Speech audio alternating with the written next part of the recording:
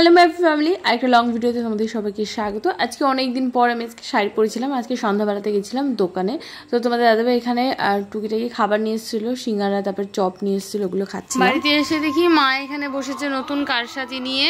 তোমাদের দেখাই, এরকমভাবে শাড়িগুলো সব নতুন শাড়িগুলো এভাবে কাটিং করে নিচ্ছে, আর এখানে এবার সুতো দিয়ে ডিজাইন করবে।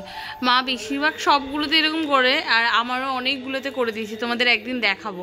বেশ ভালো লাগে দেখতে, বাড়িতে বসে বসে এরকম টুকিটাকি করে করলে না জিনিসটা বেশ সবার থেকে ইউনিক লাগে। আর এগুলো একটু ভি শেপ টাইপসের হয়েছে, কারণ মা না অন্ধকারে সেরকম একটা ভালো দেখতে পাচ্ছিল না, মানে কালো কালারের উপর না পেন দিয়ে যখন মানে শেপটা ড্র করেছে সেটা অতটা বুঝতে পারছিল না বলে একটু ভি শেপ মতন হয়ে গেছে। বাড়ির পাশে কীর্তন হচ্ছিল, তো ঘর থেকে না শোনা যাচ্ছিলো, খুব ভালো লাগছিলো। এই 7 দিন যে কীভাবে কেটে গেল কি জানি। তো এখানটা মা কাজ করছিল, তো আমি এখানে মায়ের একটু হেল্প করে দিচ্ছিলাম।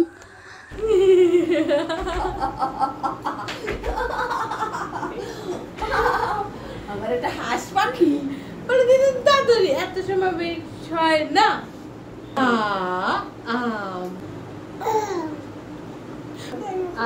লাস্ট এটা লাস্ট। দিদুর নাম দিয়েছে হাঁস পাখি, কারণ নেই অকারণ নেই, হাহা করে হাসে, তো ওর জন্য নাম দিয়েছে হাঁস পাখি। তো এইখানটায় ওর পাপা চলে এসেছে, আর ছেলে দেখো তাকিয়ে আছে বাবার দিকে, যে বাবা কখন এসে আমাকে কোলে নেবে। এই টাইমটাতেও কি বলতো ভীষণ ইমোশনাল হয়ে যায়। মানে কেউ যদি বাড়িতে আসে বা বাড়ির থেকে যায়, ও ভাবে কি ওকে জন্য সাথে করে সে নিয়ে যায়, এরকম অবস্থা। তো রাতে আর এরকম কিছু শ্যুট করিনি। পরের দিন সকালবেলা ঘুম থেকে উঠে ঠাকুরের নাম স্মরণ করে ঘুম থেকে উঠি, তারপরে এখানে বিছানাপত্র সব ক্লিন করে গুছিয়ে রেখে দিয়েছি। আর আজকে আমি আর মা একটু বেরোবো, 3-4 ঘন্টার জন্য যাব। তো ওই টাইমটাতে আদি ওর পাপা আর দাদা মেয়ের কাছে থাকবে। তো এখানে আধো ঘুমিয়ে ঠিকই আছে, কিন্তু তারপরেও যেই ও দিদুন ডাকছে সে এরকম খিলখিল করে হাসছে। তো চলো জলদি গিয়ে সব কাজ বাজগুলো একটু গুছিয়ে নিই।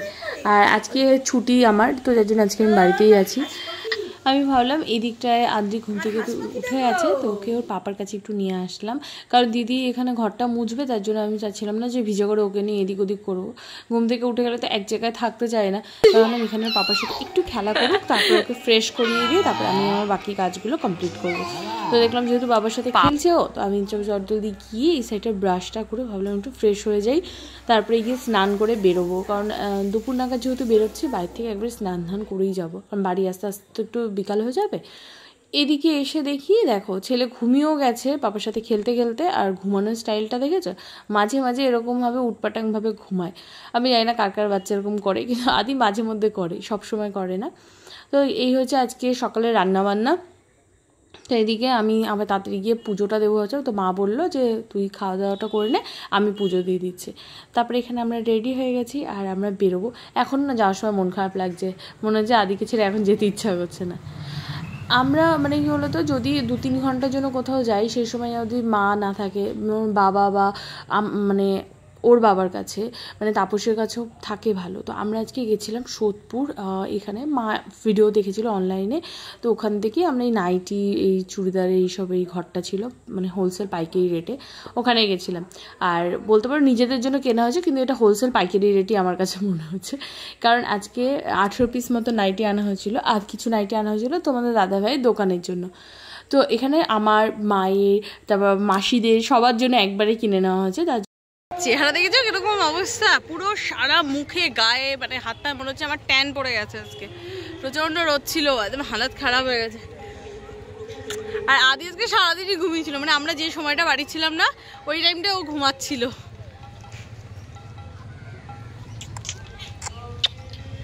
আমাদের গাছের লিচু বড় হয়ে গেছে, এইদিকে আমাদের গাছের আম।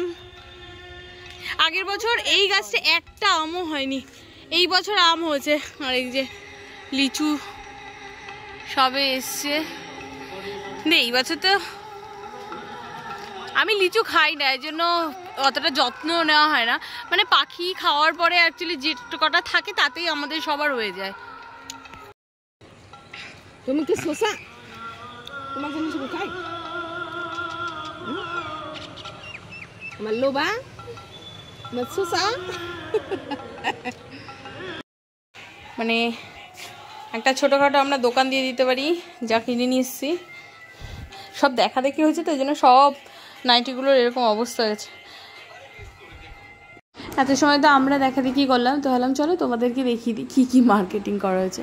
মানে পহেলা বৈশাখে সব থেকে বেশি মনে হয় বাড়ির যত লেডিস আছে কমন একটা জিনিস যেটা পারচেস করে সেটা হচ্ছে এই নাইটি।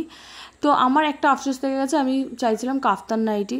তো আমি বাড়িতে এসে না তোমার দাদাভাইকে বলছিলাম যে আমি কাফতান নাইটি ওখানে পাইনি, মানে জাস্ট একটা কাফতানের আইটেম ছিল, তো সেটার প্রাইস চাইছিল 480 করে। মানে পাইকারি রেটে যদি 480 হয় তাহলে সেটা অনেক বেশি প্রাইস বলছিল, ওই জন্য ওটা আমার পছন্দ হয়নি বলে ওটা আমি নিইনি। আর প্রিন্টটাও না কেমন একটা ছিল, বাটিকের উপরে ছিল, বাট ভালো লাগছিল না, কালারটা কেমন একটা ফেড টাইপসের হয়ে গেছিলো বলে।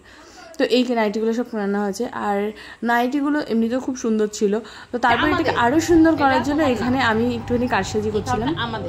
আমার কাছে কিছু এক্সট্রা ঘরে লেস ছিল, তো সেটা আমি লাগাচ্ছিলাম। সবার জন্য যে কিছু কেনা হবে, আর আমার ছোট্ট লাড্ডু পোকার জন্য কিনবো না এটা তো হয় না। তো ওইখানে ওর ড্রেস ডিসাইড করছিলাম, তো লাস্ট অব্দি কোনটা নিয়েছি রেটটাই ফাইনাল হয়েছিল সবাই।